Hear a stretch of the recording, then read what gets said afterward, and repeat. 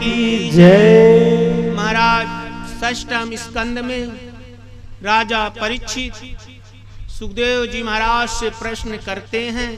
कहते हैं महाराज मुझे अजामिल प्रख्यान विस्तार से बतलाइए। तब सुखदेव जी महाराज वर्णन करते हैं। कहते हैं कि महाराज अजामिल का जब जन्म हुआ था बड़ा भक्त था, प्रभु का स्मरण करता रहता। ऐसे करते करते महाराज 5 वर्ष की अवस्था हुई। उसके बाद और बड़ा हुआ। बड़ा जब हुआ तो प्रभु का स्मरण करते रहा और 10 वर्ष की अवस्था हुई। उसके बाद पढ़ाई में करने लगा। करने के बाद महाराज एक दिन निकल रहा था जंगल से, एक वैश्य काम कीड़ा कर रहा था। तो महाराज अचानक उसकी नजर गई और उसका मन भ्रष्ट हो गया। और जैसे मन भ्रष्ट हो गया उसका महाराज पूजा अर्चन बंधन पढ़ाई सब छूट गई। उसके बाद महाराज उस वेश्या को समझा बुझाकर अपने घर लाया और जीवन यापन करने लगा। करते करते एक दिन महाराज गांव के बाहर कुछ लड़के खेल रहे थे। वहां संत आए और संतों ने विचार किया कि बालक बुद्धि महाराज निष्कपट होती है, इसमें कोई कपट नहीं होता।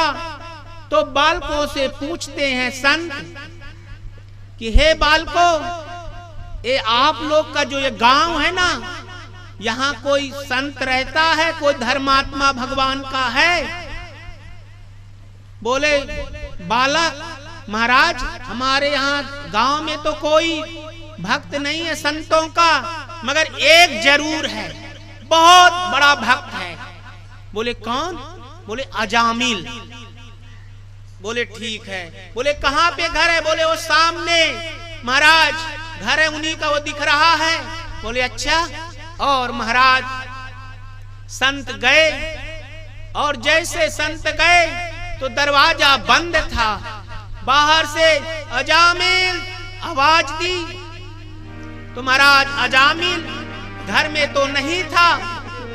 जब अजामिल घर में नहीं था उसकी अर्धांगिनी थी। अरे कोई संत हो सकता, इनके पुराने सहपाठी हो। बोले महाराज क्या हुआ? बोले हमें अजामिल से मिलना है। बोले तो नहीं है घर पे, काम पे गए हुए हैं। बोले कब तक आएंगे? बोले 4 बजे तक आ जाए। और महाराज वहीं बैठकर बोले हम इंतजार करेंगे। और इंतजार करने लगे, कीर्तन करने लगे। तो महाराज उनके अर्धांगिनी को लगा मध्याह्न का समय है, भूखे होंगे संत। तो महाराज सीधा निकाल के दे दी। और संत महाराज वो प्रसाद समझ को सीधा को ले लिया और वहीं बनाकर प्रसाद जी में अपने प्रभु को जिमाया। और महाराज उनको मालूम नहीं था कि ये जो सीधा जो मिला था हमें, ये प्रसाद बनाए हैं, जो स्त्री दी है वो वेश्या है। और उसके बाद शास्त्र ने निषेध किया है, मगर अब तो हमने प्रसाद पा लिया है, अब तो उद्धार करना है। उसके बाद संत महाराज प्रसाद लेने के बाद वहीं कीर्तन कर रहे थे। समय हुआ और अजामिल आया। अरे ये कौन संत हैं? तो महाराज सामने से न जाके दरवाजे से, पीछे दरवाजे से आया। जैसे पीछे दरवाजे से आता है अपने अर्धांगिनी से पूछता है देवी ये कौन है? तब उसकी पत्नी कहती है मुझे मालूम नहीं, आपका ही तो नाम ले रहे थे। बोले अच्छा। उसके बाद महाराज संत ने घड़ी देखी, अरे 4 तो बज गए हैं, अभी तक नहीं आए क्या अजामिल? और फिर दरवाजा खटखटाया तो उनकी अर्धांगिनी बोले आ गए महाराज, आ रहे हैं। उसके बाद अर्धांगिनी के कहने में अजामिल बाहर तो आया और बोला महाराज बोलो क्या है। बोले बेटा भोजन तो मिल गया है, दक्षिणा बाकी है। अजामिल ने कहने लगा कि महाराज मैं बस जितना दे दिया उतने, अब यही समझो कि मैं आपको लूटा नहीं हूं। बोलो नहीं अजामिल हमें दक्षिणा चाहिए।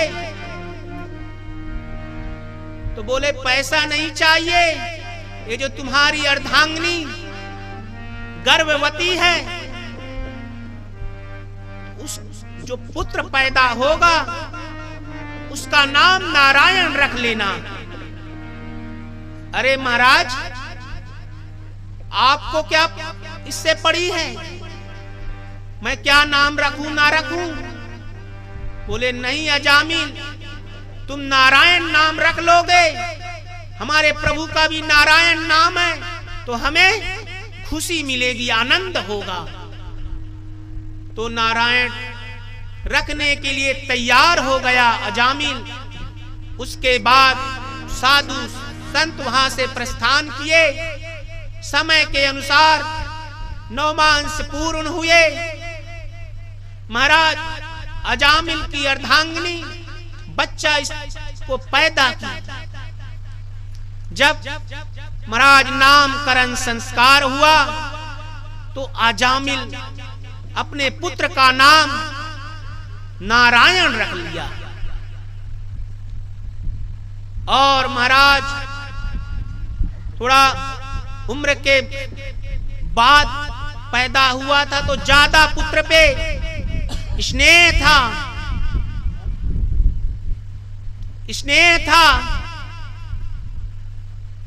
तो दिन भर बेटा नारायण अमुक कार्य कर लो, बेटा नारायण ये कार्य कर लो।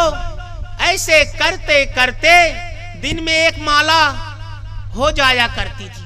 रोज का ये नित्य क्रम था उसका कि बेटा नारायण पानी ले आओ, बेटा नारायण मेरा बैग ले आओ। दिन भर महाराज यही उसका चलते रहता। और पहले की जैसे माताएं बहनें भी महाराज बहुत चतुर रहती थी, क्योंकि पहले के जमाने में महाराज भगवान के पूजा अर्चन बंदन करने का समय नहीं मिलता था, तो अपने पुत्रों का नाम नारायण रख दिया करती। तो दिन भर महाराज पुत्रों का नाम बुलाते बुलाते एक माला 2 माला ऐसे हो जाया करता। आज के नाम तो महाराज ऐसे हैं कि घोर नरक महुबासा, घोर नरक में ले जाने वाले हैं। और उसके बाद महाराज समय हुआ, क्योंकि ये पापी था, तो पापी जो व्यक्ति होता है पूरी आयु जी नहीं सकता। तो 12 वर्ष पहले यमदूत आ गए और महाराज कहीं बाढ़ भाल छेदने लगे, तलवार से ग्रसित करने लगे। तो अजामिल घबरा गया, डर गया और डर के मारे अपने पुत्र नारायण को पुकारा। बोले पुत्र नारायण बचाओ, पुत्र नारायण बचाओ। और महाराज उसका पुत्र नारायण तो नहीं आया, मगर भगवान के यमदूत आ गए।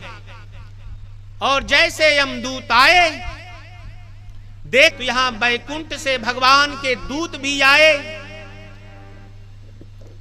और देखते यहां यमदूत खड़े हैं। बोले छोड़ दो।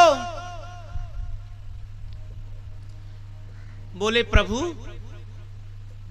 ये जो है ना अजामिल जिंदगी भर पाप किया है,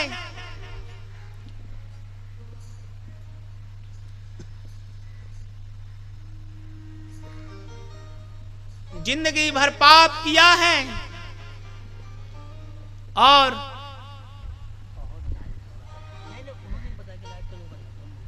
बोले कृष्ण कन्हैया लाल की जय।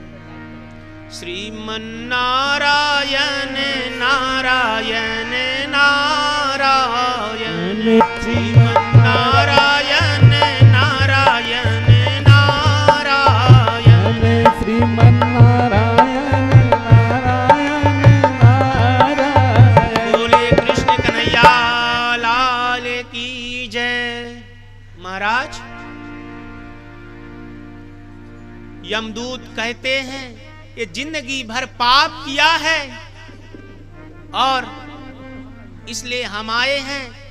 तब यमदूत कहते हैं पाप किया है मगर अंत समय भगवान का स्मरण भी तो किया है, भगवान का नाम लेकर भगवान को बुलाया है। बोले भगवान को न बुलाया, यमदूत कहने लगे अपने पुत्र नारायण को पुकारा है। बोले भगवान के दूत कि महाराज अंतिम समय में भगवान का नाम चाहे पुत्र कहो ले तो मत आना। बोले क्यों महाराज पापी है? बोले अरे यमदूतो तुम्हें भान नहीं क्या, अग्नि में अनजाने पैर चला जाए तो जलन होती है कि नहीं?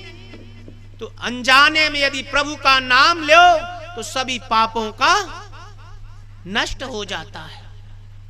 भाई कुभाय अनके आलस हो, नाम जपत मंगल दिशि दस हो। भाई कुभाय अनके आलस हो, नाम जपत मंगल दिशि दस हो। भाई कुभाय अनके आलस हो, नाम जपत मंगल दिशि दस हो। भाव कुभाय अनके आलस हो, नाम जपत मंगल दिशि दस हो। बोलिए भक्तवत्सल भगवान की जय। और महाराज अजामिल पलंग में पड़ा हुआ सब देख रहा था और महाराज यमदूत वापस चले गए। उसके बाद विचार किया कि महाराज मैंने अपने पुत्र को पुकारा है तो उनके दूत आए हैं, यदि भगवान को पुकारा होता तो भगवान चतुर्भुज स्वरूप में मेरे समक्ष प्राकट होते। बोले कृष्ण कन्हैया लाल की जय। महाराज जिसका भजन सरस होगा उसका भोजन निरस होगा, जिसका भजन सरस होगा तो भोजन निरस होगा, और जिसका भोजन निरस होगा उसका भजन सरस होगा। बोले कृष्ण कन्हैया लाल की जय। और महाराज अजामिल जीव और जीवन दोनों पवित्र कर लिया और महाराज सबको उपदेश देते गया कि महाराज हम यदि पापी हैं तो हम कैसे प्रभु हमें अपनाएंगे? तो भगवान महाराज इतने दयालु हैं कि महाराज हमें जब भी मालूम पड़ जाए कि हम पाप किए हैं तो पश्चाताप करने लगे, प्रभु का स्मरण करने लगे, उसके बाद प्रभु क्षमा कर देते हैं।